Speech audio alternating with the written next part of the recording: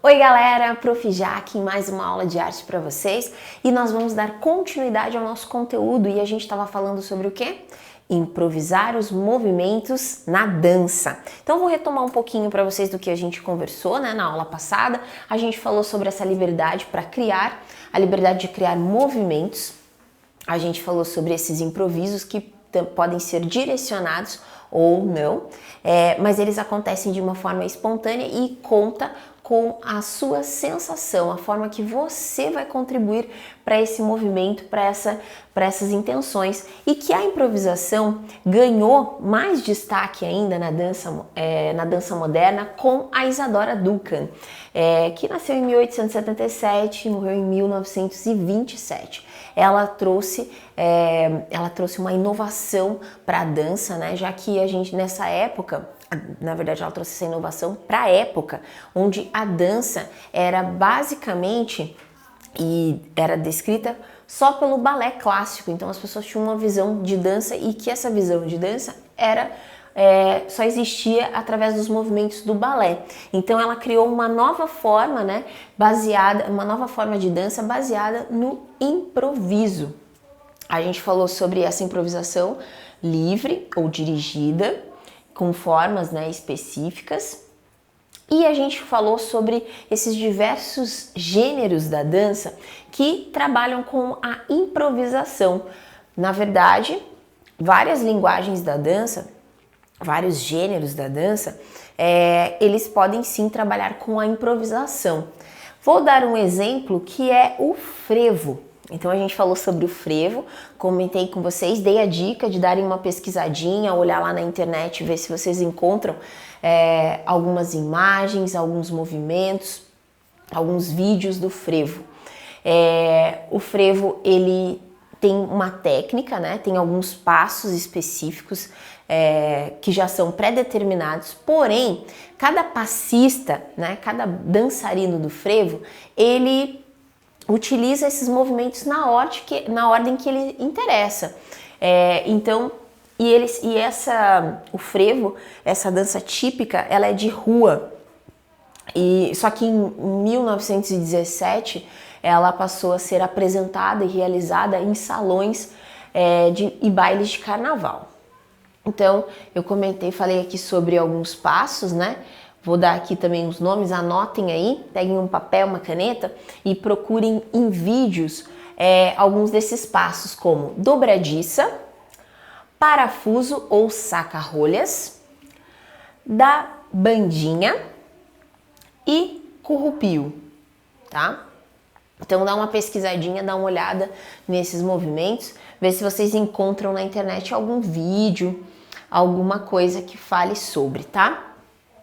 O passista, ele verticaliza, né, afoitamento, espiga o busto, levanta os braços e caminha em passos miúdo, arrastando os pés. Então, o passista dá a volta no ar, braços arqueados, então tem vários movimentos que eles utilizam se ajoelhando, então tem que ter assim, um trabalho articular e força, né, nas pernas, panturrilha, coxa, muito bons, porque qualquer pessoa pode facilmente, se não tiver nenhuma preparação física, né, nenhum condicionamento físico adequado, pode acabar se machucando e feio, porque eles fazem muitos exercícios, eles fazem muitos movimentos com saltos, com flexão e extensão, com a flexão também e o apoio e o amortecimento no chão.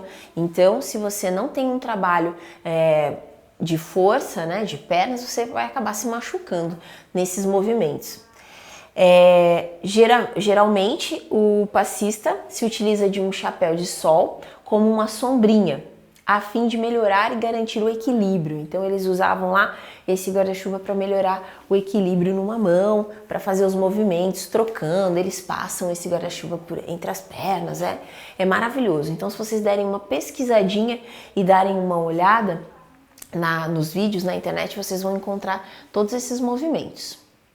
Vamos falar um pouquinho sobre as danças latinas, as danças tanto de salão quanto individuais, e estamos falando da salsa, do mambo e do merengue. Quem aí já praticou alguma dança de salão? Às vezes a gente fica com um pouquinho de vergonha, né, de praticar dança de salão, porque ela normalmente é feita em pares. Então você tem que depende também de um parceiro, né, ou de uma parceira para executar essa dança. A maioria das danças de salão apresenta passos pré-estabelecidos. Como eu falei para vocês, a gente aprende uma técnica, né? A gente descobre lá quais são esses movimentos, qual que é o estilo, o ritmo, como que a gente se movimenta. E a partir dessa técnica, a gente pode criar também e improvisar ou encaixar esses movimentos em determinados momentos que a gente se interessar. Muitas vezes, a sua sequência ela pode ser improvisada, desde que os dançarinos tenham bastante afinidade e conheçam muito bem os diversos passos de danças. Algumas das danças de salão, que são comuns em festas, são dançadas de maneira improvisada, apenas baseando-se na dança original. Então, a gente sabe, vamos dar um exemplo lá, que o movimento vou falar grosso modo, me desculpem se eu estiver falando uma besteira, mas eu acredito que não. Que você vai fazer marcação para frente, marcação, trás. Você vai fazer marcação, frente, marcação, trás. Então você aprendeu esse passo que é o básico. A partir daí, a partir dessa finalidade de trabalho técnico, você pode começar a improvisar, a trocar as direções, a usar movimentos com seu parceiro, rodopiar e etc. Pode utilizar uma ampla opção de movimentos para executar essas danças. Um bom exemplo desse tipo de dança são as danças latinas, o mambo, a salsa, eu não sei todos, tá? Mas e o merengue, eu não pratiquei muito também. A dança de salão não é o meu forte. Eu pratico as danças mais individuais, hip hop, jazz, balé clássico, essas são as minhas, eu gosto mais, contemporâneo, o que trabalha ou em grupo ou individual, ponto, né? Essas com dupla, assim, eu não lido muito bem. Mas eu fiz algumas aulinhas para fazer aquela dança do casamento, e todo mundo faz isso, né? Os ritmos das danças latinas são contagiantes e a maioria delas apresentam movimentos acentuados no quadril. Então tem movimentos que movimentam muito o quadril. Sempre são acentuados, destaca-se muito o movimento do quadril. Por isso que o treino na dança de salão, ele não acontece assim, ó, da noite para o dia, né? Você tem que ir praticando, você tem que ir fazendo, ensaiando, aprendendo, frequentando as aulas, porque cada aula vai te ensinando uma base diferente para te dar embasamento para você improvisar mais à frente. Dança de espetáculo. Então, ó, aqui do ladinho a gente tem duas imagens de dois estilos diferentes. Aqui a gente tem uma cena do balé, o Lago dos Cisnes, né? Não sei se dá para vocês verem bem certinho, mas são as bailarinas, são os cisnes, elas estão abaixadinhas, adormecidas ali. E também um balé moderno, então, ó, os movimentos já são mais dinâmicos, né? Eles não têm uma ordem, repara que a roupa deles também é um pouco mais livre, um pouco mais espontânea. Então, eles têm esses trabalhos. Essas danças de espetáculos, elas são mais conhecidas no balé clássico. Porém, quem pratica algum tipo de dança vai saber que você, normalmente quando você faz parte de um grupo, de uma escola de dança, de uma escola de arte, né, que trabalha foco em movimento, ou até mesmo de teatro, de música, a gente sempre foca em fazer uma apresentação, um espetáculo, normalmente no final do ano, né? É uma apresentação na qual a gente demonstra as habilidades que a gente aprendeu no decorrer do ano. Então, nos nossos treinos, nas nossas aulas, nas nossas práticas. Então, só que era muito comum no balé clássico. Por quê? O espetáculo no balé clássico, ele não é algo que era feito só no final do ano, mas era o ano todo se apresentando uma temporada expondo uma apresentação, um espetáculo diferente. Então a companhia de balé ensaiava, aprendia aquele repertório, né?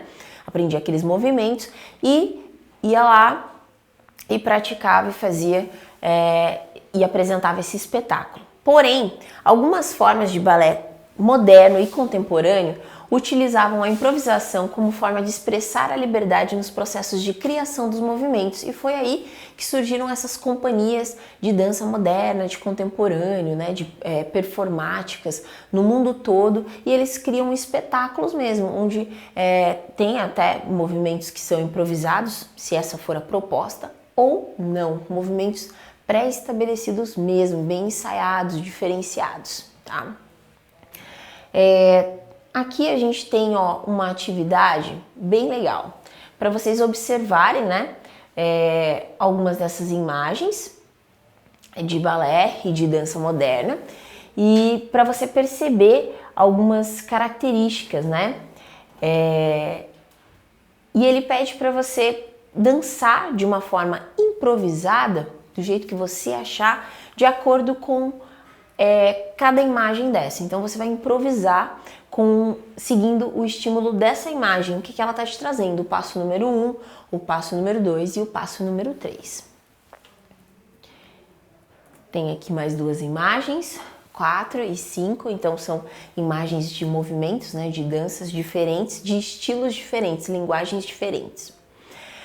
Então fica aí uma dica para vocês fazerem uma atividade, criarem movimentos a partir das imagens que estão propostas ali.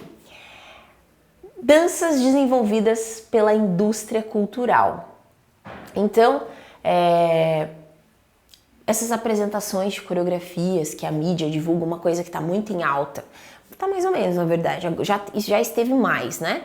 Que eram os flash mobs. Todo mundo fazia um flash mob de dança, que na verdade era para ser uma performance, né?